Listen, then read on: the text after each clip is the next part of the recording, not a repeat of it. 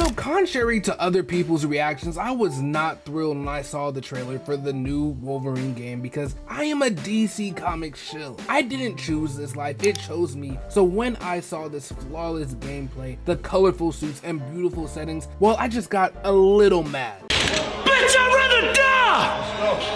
Because I know DC don't got shit to compete with this. Like, for real, the last time DC dropped some heat when it comes to AAA games was a decade ago. And Arkham Knight is definitely aging better just because of the unfiltered bullshit that DC has been dropping over the years. Suicide Squad was an unneeded addition to the Arkhamverse. Gotham Knights was a game that should have been in the Arkhamverse after Arkham Knight, but instead was just a terrible standalone game in itself. Another Arkham game that was on the Oculus, which from what I heard was not bad, but it was on the goddamn Oculus, so I couldn't play it because I'm just a broke college student. You should subscribe and like this video if you want to help me out with that broke part. I would really appreciate that. And besides that, DC has been continuously dropping these bullshit mobile games just for kids to steal mommy's credit card and buy some super bucks or whatever scam they're running over there. DC games are as cold as Thomas Wayne and Martha Wayne's graves, and I think that's gonna change soon. I mean, we already know that they're releasing a new Lego Batman game, which I think will be a good appetizer to the new gaming franchises that they should start. They're apparently resurrecting the dead corpse of Injustice to make a third game. And I don't know, bring back an evil Superman right when we have a good one is an interesting move, I guess.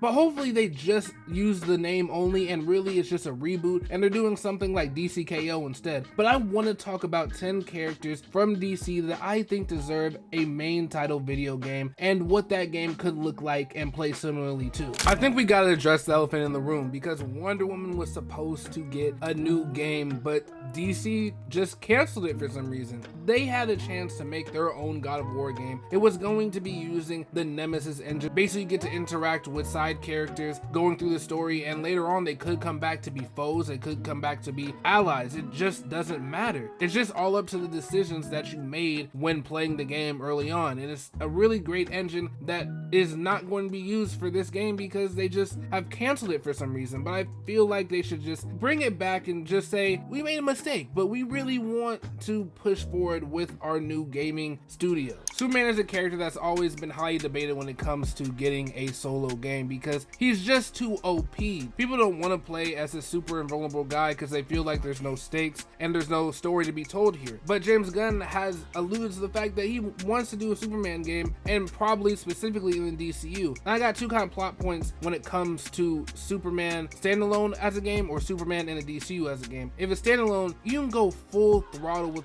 all the Superman lore you want. You can go to Metropolis, you can go to Smallville, you can go to the Fortress of Solitude, you could even do New Krypton. You could do everything you want with Superman in a standalone game and it will be super cool. But if you do it in the DCU, it has to be somewhat contained because there's other things involved and there's continuity that would be at stake. It would probably have to be an origin story or something that just won't be addressed in the DCU at all because it happened off world or it didn't happen in this universe per se. And I feel like if you do it in universe, it will just restrict the story. But still, you can make a great origin story if you want. Maybe take inspiration from Morrison's run or just maybe do Superboy. I feel like David Cornswell's Superman could have been Superboy at some point, so why not just do that? I feel like this game could still be an open world like most AAA games are nowadays for superheroes, and I feel like they could take some inspiration from Superman Returns if they're scared of the whole damage aspect. They can take cues from that game saying that he was only injured when Metropolis was injured, as in the game, you only fail in the game if Metropolis is destroyed or Metropolis is getting worse. You have to defeat the enemy so the city survives. That makes sense in the Superman game, and I feel like if you adapt some points from that game into the next game, people would love it. A game that not people ask for is a Teen Titans game, but I would love a Teen Titans game specifically because I love the idea of teenagers fighting crime. But even though I love all the Teen Titans characters from Roy Harper to Dick Grayson, I can't believe I just said Roy Harper before Dick Grayson, but you get what I'm saying. Donna Troy, Aqualad, all these characters that originated from the Teen Titans and are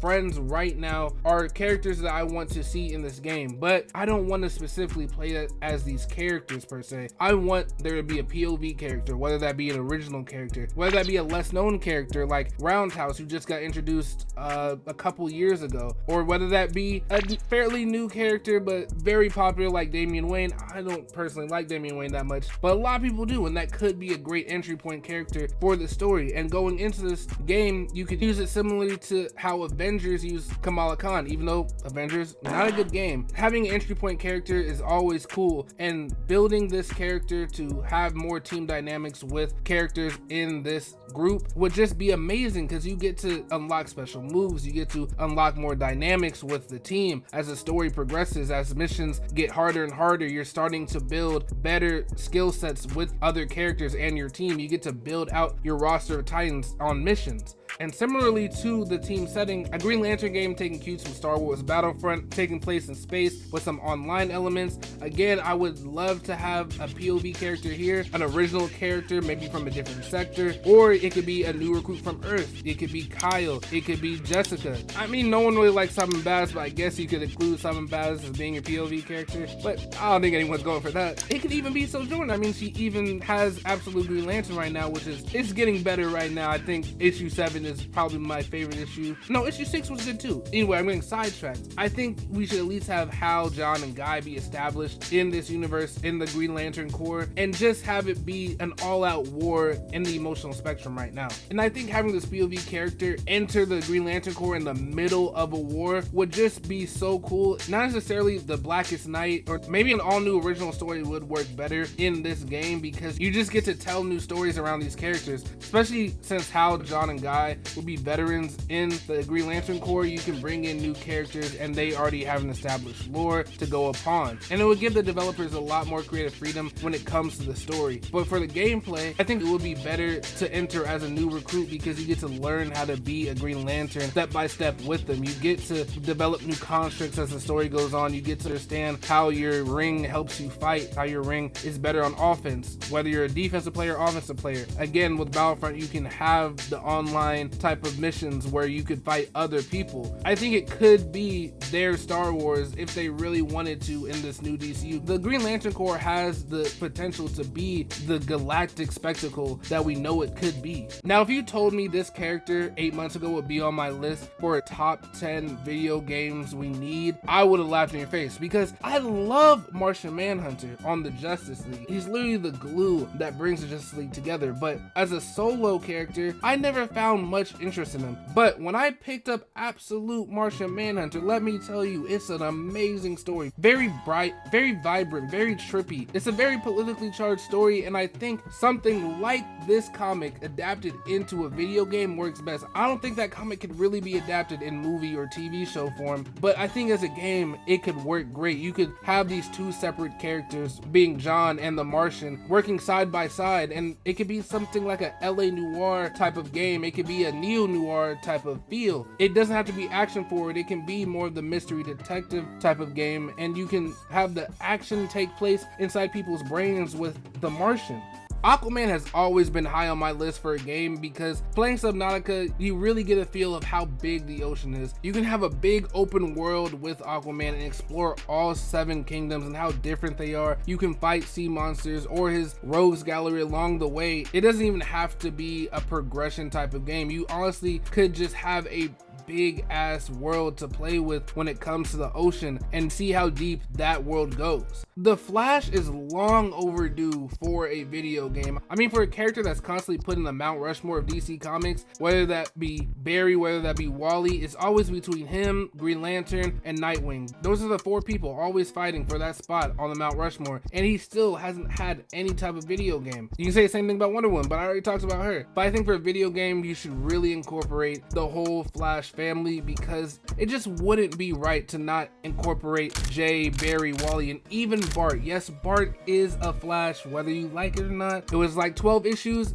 but they were good 12 issues to me. He's Flash, all right? And I feel like this game could be a mix of Need for Speed and Spider-Man PS4. It just has so much potential to just be a fun family dynamic movie. You could fight through the Rose Gallery. You could have fun going through Central City and Keystone City. It just sounds like a good old time, and I promise people will show up to play as the Flash. My favorite relationship in DC Comics is Black Canary and Green Arrow. Fuck Bruce Wayne and Selina Kyle. Fuck Lois Lane and Clark Kent. Fuck Barry and Iris. Wally and Linda are kind of cool, but they're not Black Canary and Green Arrow. I think this game can take inspiration from It Takes Two and have a co-op type of game where you have to play with your significant other or the bros. Bros need love too. And you just are fighting through corruption, whether it's in Star City, or you can take it like a Green Arrow and Green Lantern type of route where they're going through the country and just fighting corruption as they see it. Now, the Question is a character that I've always found super weird, super funny, because he'll never stop asking questions. He will never be satisfied with the answers you give him. He's always going to dig deeper.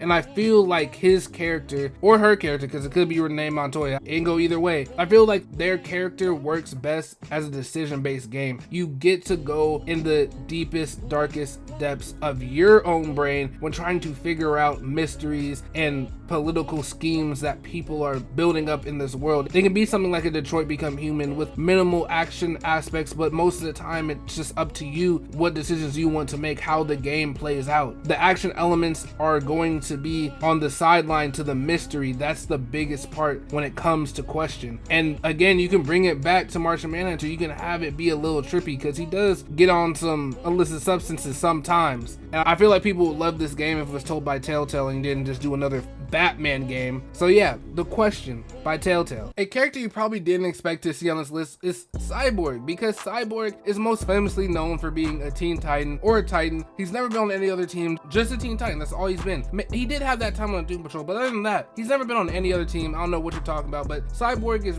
usually not known as a standalone character, but his origin in the 80s was a little bit dated, but it still has the bones to be a good origin story for an origin game. I think if you just flip a couple of things around, because Cyborg was raised by two scientists, but for some reason he hung around a gang sometimes. And when he had his accident, when his mom was killed and his dad saved him from being killed by giving him cybernetic parts, his friend, that's a gang member, tried to blow up Star Labs because they were about to use him as a military shield for government contracts, and his friend wasn't having that, and they said it was, you know, terrorism because he was gonna blow up a building. But Cyborg saved the building from being blown up, but his friend fell off the building. His friend ended up becoming like this evil cyborg kind of figure. It's dated.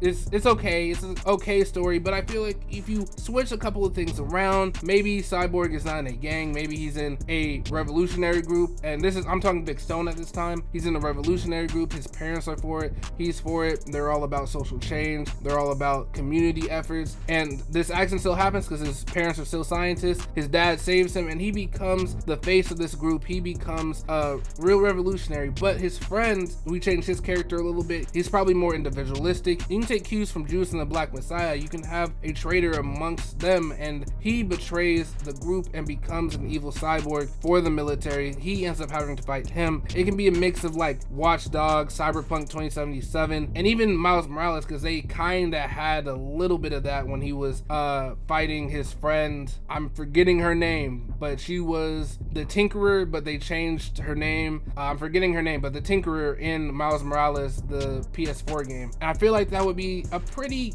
decent story. I know it's a long shot because it's Cyborg. They probably wouldn't want to bank on a Cyborg game, but I think it sounds pretty cool. But honestly, I lied to you because I gotta talk about DC's bottom bitch, Batman. We all know that none of these things are probably gonna happen, but what probably will happen is DC is going to make another Arkham game. So let's just talk about what another Arkham game could look like, because they can go down a couple of paths. One path is they just follow up after Suicide Squad, which would be fucking terrible. Why would you follow up after Suicide Squad where he has killed Robin and the Justice League looks like fools? Wonder Woman is dead. They just look like they got ran down. I don't want to return to that at all. Another option is completely ignoring the Suicide Squad and just picking up after Arkham Knight. Now this could mean that Batman's still alive or he's not alive. If he's not alive, they can definitely do something like Battle for the Cowl, where it's Dick Grayson and Jason Todd and maybe a newly arrived Damian Wayne and Tim Drake and Batgirl. They're all fighting for peace in Gotham. Well, not really peace, but maybe back to the status quo in Gotham. I really love Battle for the Cowl because it was the first story I read back in 2009, but there's other options again, because I know everyone would just love to play as the Bat family. I'm talking about the whole shebang: Batman, Nightwing, Robin, Red Robin, Batgirl, all three Batgirls, actually, just everyone in the Bat family. You can pick from anybody you want. You can go out in 4 groups, you can go as a duo, anything you want. That's what people would love, because when WB did Gotham Knights, they had a good idea, they did, but the gameplay was trash. No one wanted to play that. If you just gave us Arkham Knight, but with all the characters and multiplayer ability, people would literally love that. And we gotta stop pretending like Batman's this lonely character. No, he has a big ass family. He loves his family, and they sometimes love him too, but mostly they love the family aspect of Batman. He is not Batman without a Robin on his side. He is not Batman without